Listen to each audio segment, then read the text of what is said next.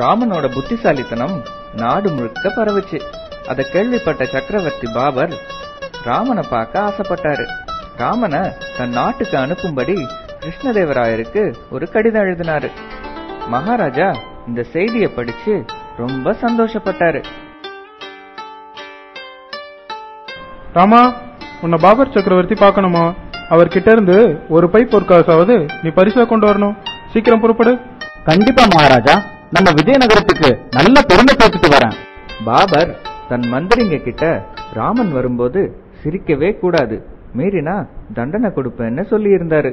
அதனால ராமன் பல வகை அவங்கள சிரிக்க வைக்க முயற்சி பண்ணியும் யாருமே சிரிக்கல. இத பார்த்து திகைச்சு போய் நின்னா ராமன்.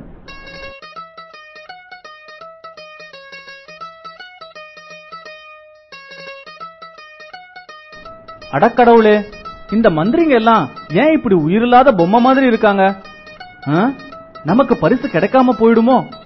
நம்ம ராஜா வேற பரிசு இல்லாம வரக்கூடாதுன்னு சொல்லியிருக்காரு. ஒரு நல்ல வழி யோசிக்கணும். அடுத்த நாள் பாபர் தன் தோட்டத்து பக்கமா போயிட்டு இருந்தார். அப்போ ஒரு கிழவன் குழி தோண்டிட்டு இருக்கிறத பார்த்தாரு.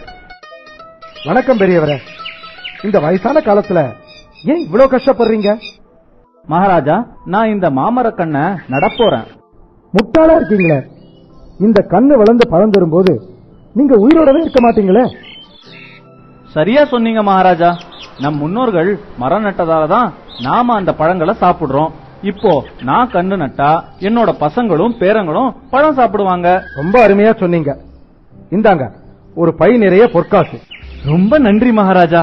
பொதுவா மரம் நட்டுட்டு பழத்துக்காக ரொம்ப நாள் காத்துக்கிட்டு இருக்கணும்னு சொல்லுவாங்க. ஆனா எனக்கு கண்ணு நட்ட அன்னைக்கே பழம் பொற்காசு மூலமா கிடைச்சிடுச்சு. அட, பிரமாதமா பேசுறீங்களே. இந்தாங்க இன்னொரு பை நிறைய பொற்காசு. மரம் நடுறவனுக்கு பழம் வந்த பிறகுதான் ஒரே ஒரு முறை பரிசு கிடைக்குது. ஆனா எனக்கு மரம் நட்ட அன்னைக்கே 2 முறை பரிசு கிடைச்சிருச்சு.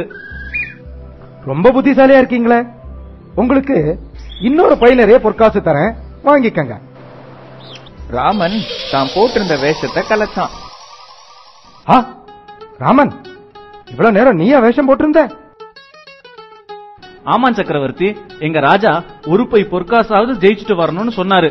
ஆனா இப்போ என்கிட்ட 3 பை இருக்கு. ராமனோட திறமையை பாராட்டி பாபர் சக்கரவர்த்தி நிறைய பரிசுகள் கொடுத்தார்.